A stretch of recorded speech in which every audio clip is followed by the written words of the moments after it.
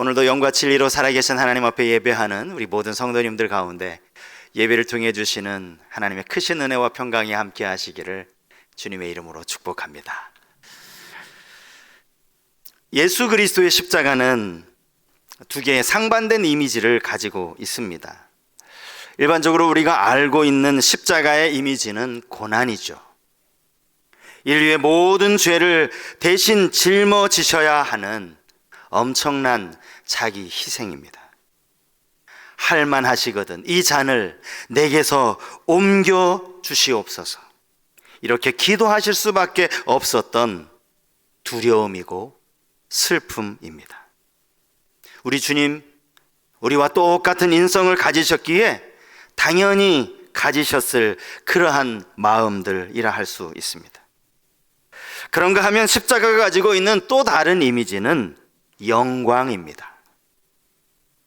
모든 이름 위에 뛰어난 이름을 얻게 되는 사건, 모든 무릎을 예수의 이름에 꿇게 만드는 사건, 모든 입으로 예수 그리스도를 주라 시인하게 되는 이 모든 사건이 바로 십자가에서부터 시작되기 때문입니다. 사복음서 가운데 마태, 마가, 누가 이 세 개의 본관복음서와는 다르게 오늘 우리가 읽은 이 요한복음의 저자 요한은 예수 그리스도의 십자가를 이 영광의 관점에서 기록해 놓고 있습니다. 요한복음 12장 23절 말씀입니다. 예수께서 대답하여 이르시되 인자가 영광을 얻을 때가 왔도다. 여기서 주님이 말씀하신 영광이 무엇입니까? 십자가의 죽으심입니다.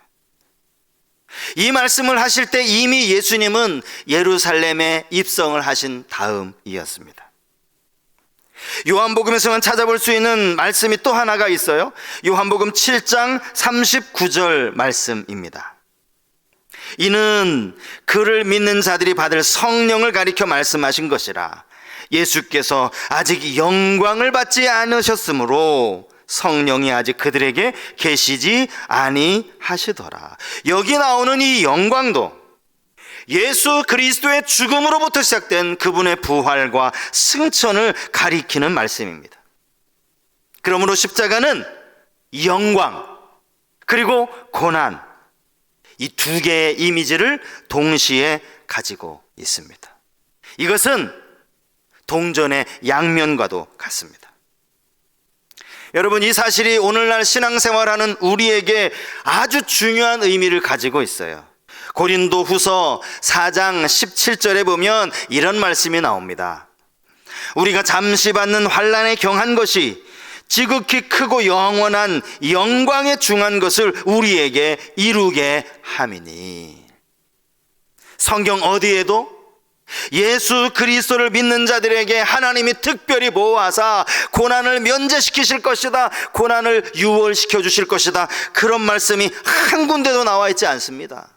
오히려 그 반대이죠. 차라리 내가 예수님을 믿지 않았더라면, 예수가 누구인지 몰랐더라면 받지 않아도 될 고난인데 예수를 믿는 그 믿음으로 고난을 받을 때가 있다라는 겁니다.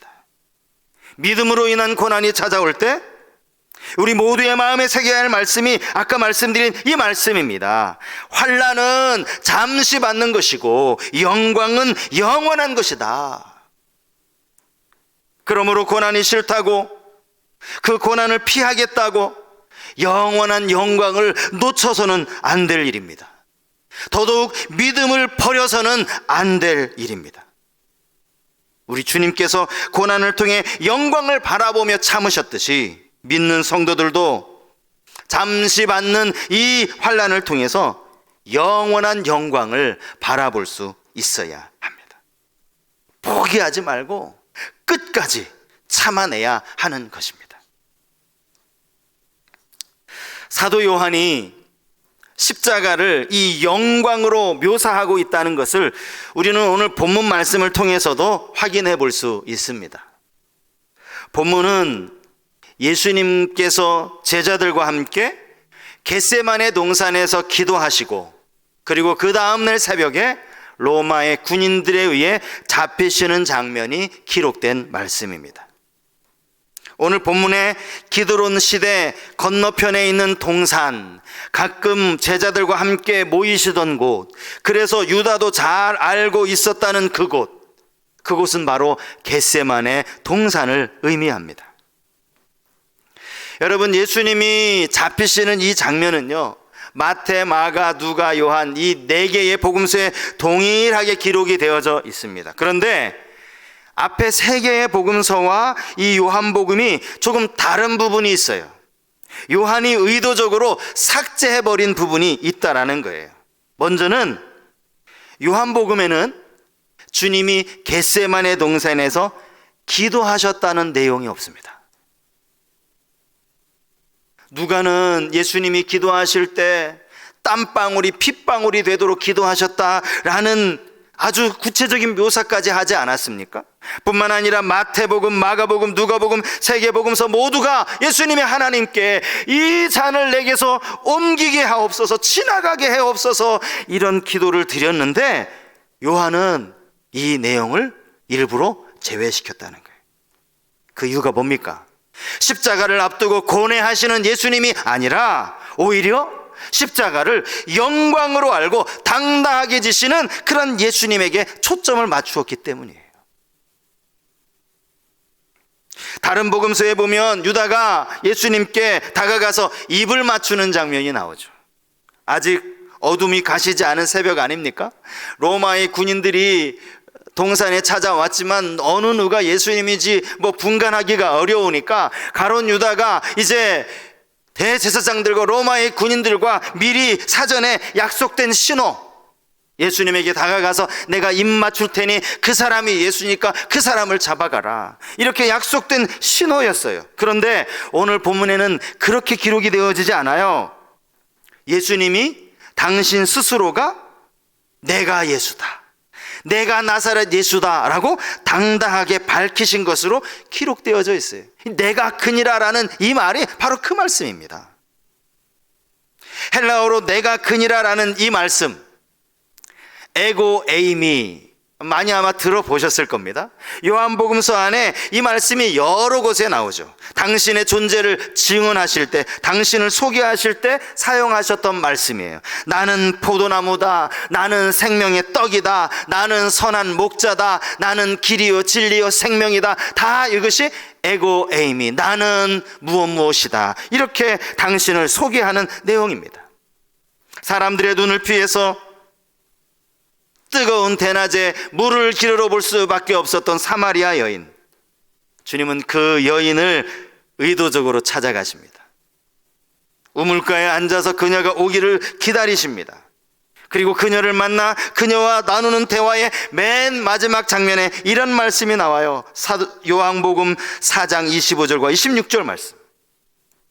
여자가 이르되 메시아 곧 그리스도라 하는 이가 오실 줄을 내가 아나니 그가 오시면 모든 것을 우리에게 알려주시리이다. 예수께서 이르시되 내게 말하는 내가 그라 하시니라. 여기도 에고 에이미라는 말이 사용이 되었습니다. 지금 예수님은 당신을 잡으려고 찾아온 사람들 앞에서 내가 크니라, 내가 나사렛 예수니라 라고 당당하게 말씀하고 계시는 거예요. 오늘 본문에는 이 내가 그니라 라는 이 말이 3번 나옵니다. 과연 주님께서 당신 자신을 가리켜서 내가 그니라 라고 이 말씀하신 의미가 무엇인가, 오늘 그것을 좀 몇 가지로 생각을 하면서 은혜를 나누기 원하는데요. 첫 번째로 내가 그니라 라는 이 말씀 속에는 고난을 피하지 않겠다는 각오가 담겨 있는 겁니다. 고난을 피하지 않겠다는 각오. 자, 본문을 보시면 주님이 이 말씀을 하시기 전에 먼저 하신 말씀이 4절에 나옵니다. 본문 4절 말씀이죠.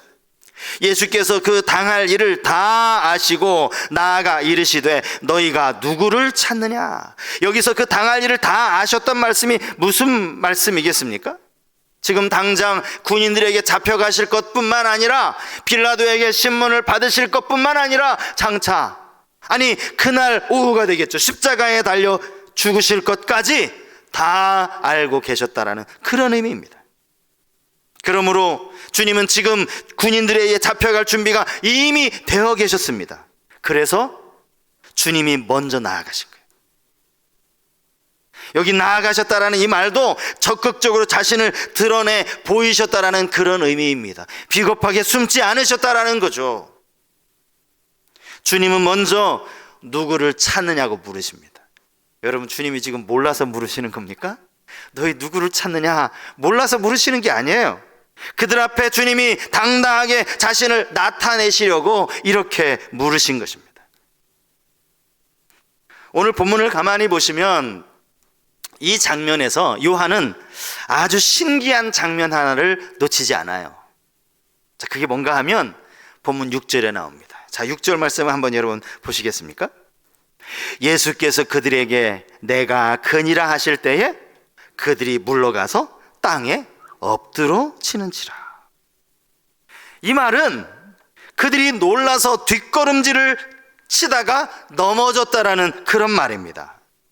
쉬운 성경을 제가 찾아보니까 그들이 뒤로 물러나 땅에 엎드렸다라고 나오는데, 사실 분위기를 보면 그들이 예수님을 향해 엎드린 것 같지는 않아요. 그냥 뒤로 물러서다가 자빠진 거죠, 뒤로. 근데 여러분, 그들이 놀라서 넘어졌다는 이 사실이 여러분 재미있지 않습니까? 참 우습지 않습니까? 지금 예수님은 다른 말씀을 하신 게 아니에요. 내가 그니라 이 말씀을 하셨어요. 그리 놀랄 만한 말씀도 아닙니다. 그들이 지금 예수님을 찾았는데 내가 예수라라고 말하는 그 말씀이 무슨 놀랄 말씀입니까? 여기에 그들이 뒤로 물러섰다라는 이 말 속에는 그들 안에 지금 두려움이 있었다는 것을 증명해 주는 말이에요. 그냥 넘어진 게 아니라 뒤로 흠칫 놀라가지고 물러서다가 넘어졌기 때문입니다. 사실 여러분, 예수님은 지금 당신의 손에 어떤 무기를 가지고 계신 게 아니었습니다. 무기는요, 오히려 지금 예수님을 잡으려 온 이 무장한 군인들이 들고 있었습니다. 본문 3절에 분명히 기록되어져 있죠. 등과 횃불과 무기를 가지고 그리로 오는지라. 무장한 군인들이 자기 손에 무기도 들고 있었던 것 아닙니까? 그렇다고 예수님께서 막 그들을 깜짝 놀라게 하시려고 막 큰 소리로 말씀하신 것도 아니에요. 내가 그니라! 큰 소리로 말씀하신 것도 아니라고요. 그럼에도 불구하고 그들이 놀랄 수밖에 없었던 이유, 그분이 보여주신 이 당당함 때문이었다는 거죠. 이 장면을 보면 성경학자들은요, 아마 그들이 예수님의 모습 속에서 어떠한 신적인 권위를 느꼈을 것이다, 이렇게 그 이유를 설명하기도 합니다. 물론 일리가 있는 주장이에요. 분명한 것은요, 지금 마땅히 두려워해야 할 사람은 아무 무장도 하지 않고 있는, 손에 아무것도 들고 계시지 않은 예수님이셨다는 거죠. 사실 지금 두려워할 대상은 예수님 아닙니까? 그럼에도 불구하고 오히려 예수님을 잡기 위해 무장하고 찾아온 군인들이, 거기 모인 많은 사람들이 예수님을 두려워했다라는 것입니다. 야고보서 4장 7절에 보면 이런 말씀이 있어요. 그런즉 너희는 하나님께 복종할지어다 마귀를 대적하라, 그리하면 너희를 피하리라. 사도 베드로는 마귀에 대해서 비유하기를 우는 사자와 같다라고 말하지 않았습니까? 두루다니며 삼킬 자를 찾아다니는 배고픈 사자, 바로 그가 마귀라고 이야기했어요. 그런데 야고보 사도는 오히려 그 마귀 앞에 당당하게 나서라고, 그를 대적하라고, 그를 대적하면 그가 오히려 너희를 피할 것이다, 그가 뒷걸음칠 것이다, 그가 뒷걸음치다가 넘어질 것이다, 이 이야기를 하고 있는 겁니다. 그러므로 여러분, 우리 앞에 어떤 고난이 찾아오든지 그것 앞에 여러분도 당당히 맞서시기를 바랍니다. 고난을 받겠다는, 당당하게 받겠다는 각오로 임할 때 하나님은 그 고난을 이겨낼 힘을 주실 줄 믿습니다. 히브리서 11장에 나오는 우리 신앙의 선배들이 말로 표현할 수 없는 고난을 다 감당해내지 않았습니까? 결국 그들은 세상이 감당할 수 없는 그런 믿음을 가진 사람이라고 성경이 기록하고 있어요. 고난을 피하지 않겠다는 그 각오, 우리도 이런 각오로 나아가야 한다라는 거죠. 히브리서 2장 18절 말씀해 보시면 그가 시험을 받아 고난을 당하셨은즉 시험 받는 자들을 능히 도우실 수 있느니라, 이렇게 말씀하고 있습니다. 주님이 도와주신다니까. 그러므로 주님을 전적으로 신뢰하는 우리 모든 성도님들 되실 수 있기를 바랍니다. 두 번째로 내가 그니라 라는 이 말씀 속에는 제자들을 향한 주님의 사랑이 담겨 있습니다. 자, 본문 8절 말씀을 한번 보시겠습니까? 예수께서 대답하시되 너희에게 내가 그니라 하였으니 나를 찾거든 이 사람들이 가는 것은 용납하라 하시니. 여러분, 이 말씀의 의미가 무엇입니까? 너희가 지금 나를 찾지? 너희가 찾는 사람이 나니까 여기 나와 함께 있는 이 사람들은 아무 상관하지 말라, 그런 말씀이에요. 내가 그 사람이니 이들은 그냥 자기 갈 길을 가도록 내버려 두라는 그런 의미의 말씀이라고요. 주님이 말씀하신 이 사람들이 누굽니까? 예수님의 제자들이죠. 겟세마네 동산에서 예수님과 함께 있었던 사람들이 예수님 제자들 아니고 누구겠습니까? 어떤 분은 이 말씀을 가지고, 이 부분을 가지고 이게 내가 알고 있었던 제자들의 모습과 좀 다른데? 본문이 좀 내용이 충돌한다라고 생각을 하실 수도 있습니다. 서로 말하는 내용이 다르다고 느끼실 수 있습니다. 그런데 여러분, 다른 게 아니에요. 내용이 다른 것이 아니라 요한이 여기에 한 부분을 더 첨가시키고 있는 겁니다.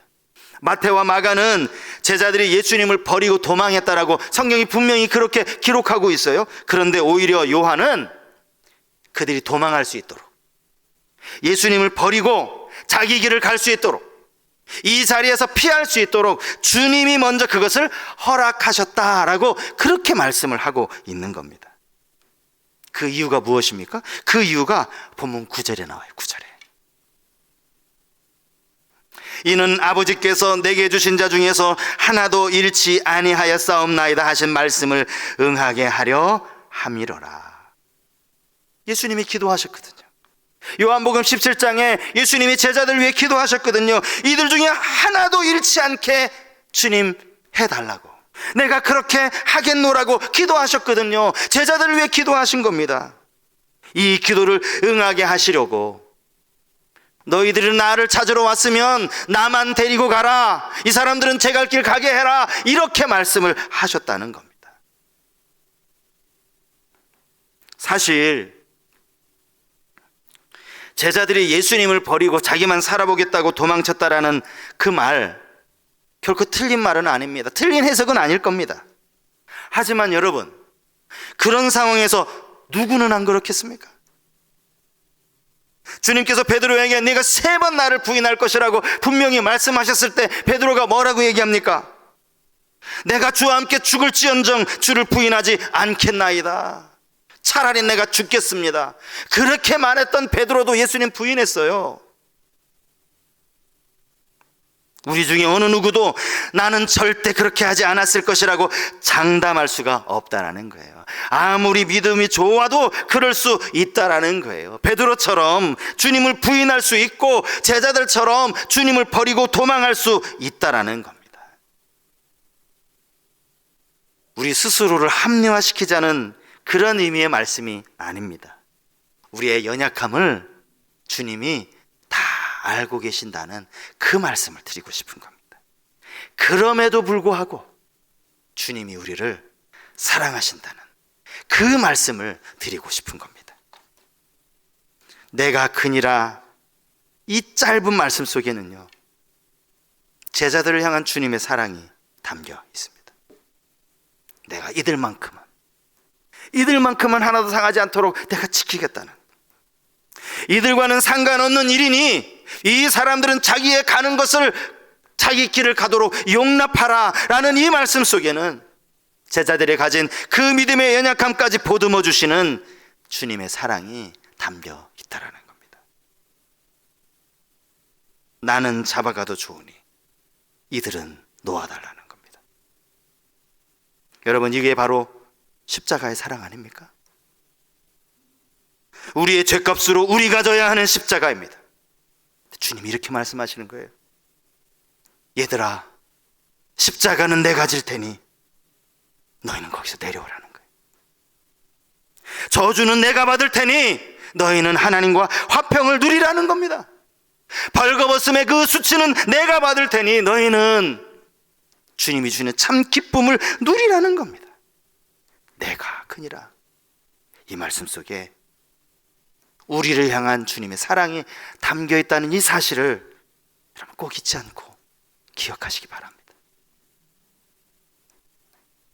마지막 내가 크니라라는 이 말씀 속에서 우리가 찾아볼 수 있는 의미는 맡겨진 사명에 순종하시겠다는 주님의 결단이 담겨 있다는 거예요.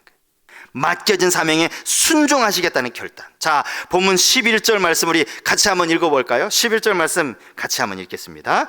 예수께서 베드로더러 이르시되 칼을 칼집에 꽂으라. 아버지께서 주신 잔을 내가 마시지 아니하겠느냐 하시니라. 앞에 10절 말씀을 보시면 이 베드로가요, 자기 칼을 가지고 있었는지 자기 칼을 가지고 말고의 귀를 베는 장면이 나옵니다. 화가 난 베드로, 흥분한 베드로가 이 대제사장의 종에 칼을 휘두른 겁니다. 칼을.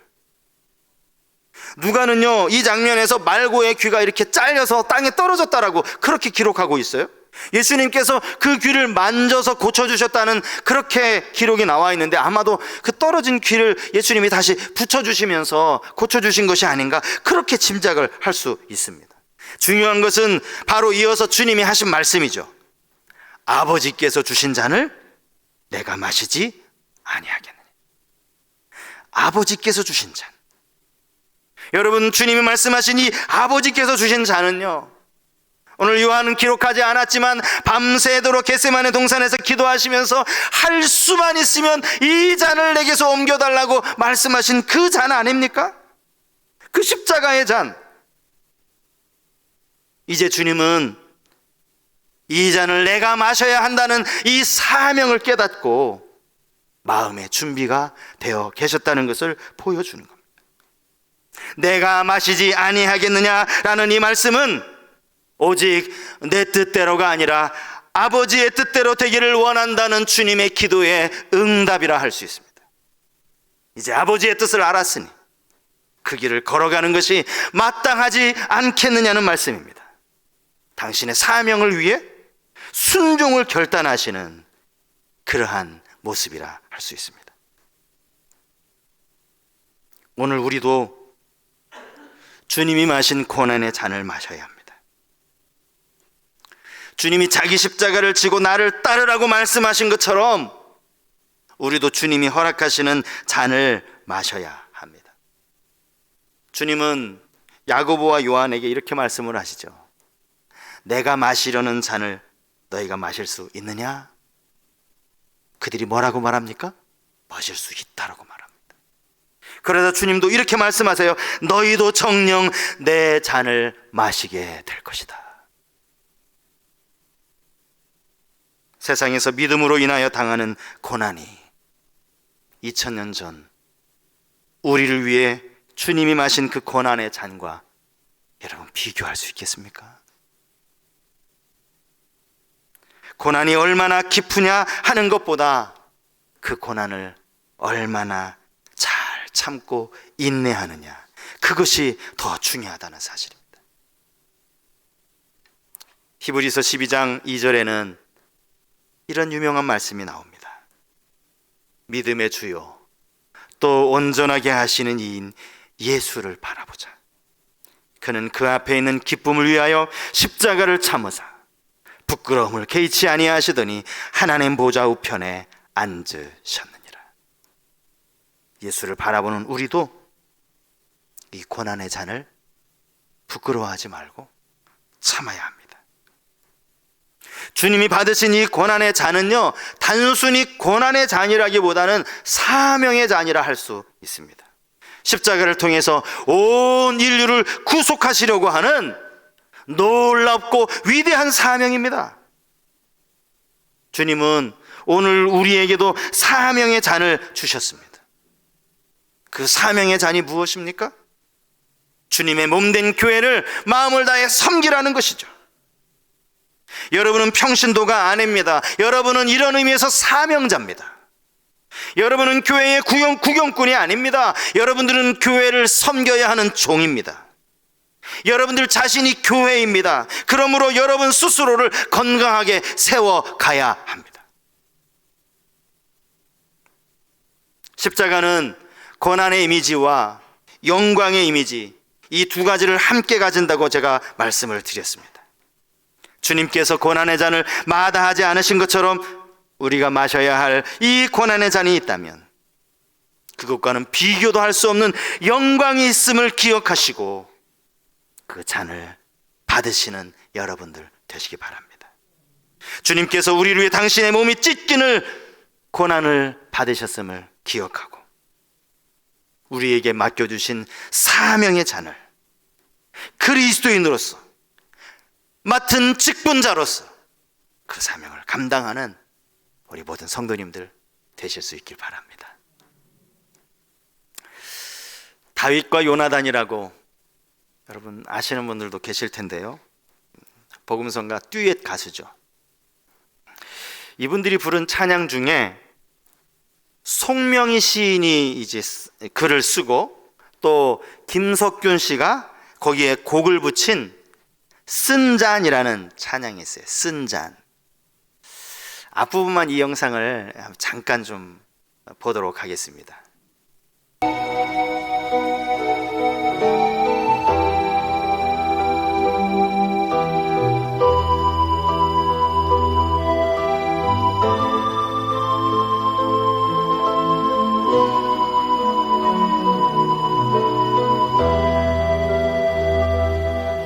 주님의 쓴잔을 맛보지 않으면 주님의 쓴잔을 모르리. 주님의 괴로움 당하지 않으면 주님의 고통을 모르리. 주님의 십자가 져보지 않으면 주님의 죽으심 모르리. 주님의 순자는 내 것이며 주님의 괴로움 내 것이며 주님의 십자가 내 보물이라. 또한 그의 부활 내 영광이리라.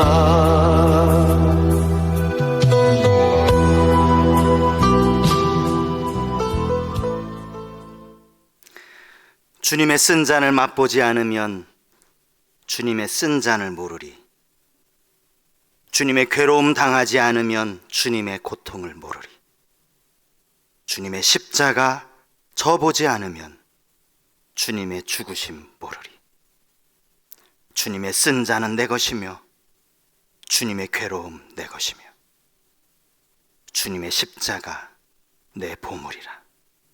또한 그의 부활 내 영광이리라. 우리를 사랑하셔서 우리를 위해 받으신 십자가의 쓴 잔을 기억하시면서 고난 앞에 무너지지 않고 당당히 일어서시는 우리 모든 성도님들 되실 수 있기를 주님의 이름으로 축복합니다.